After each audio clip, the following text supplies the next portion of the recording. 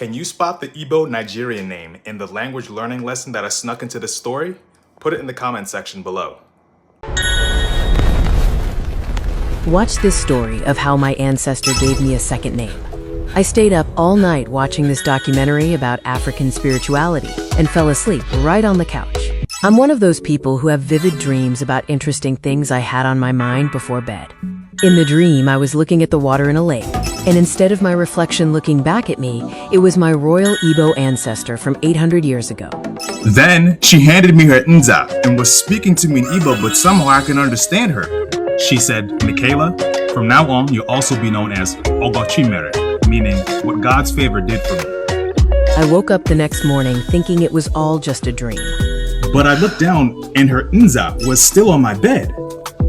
My life started unfolding in unexpected and amazing ways. It was only when I found Chukwunonso Capture's videos that I learned about the powers that the name Ogochimere had given me.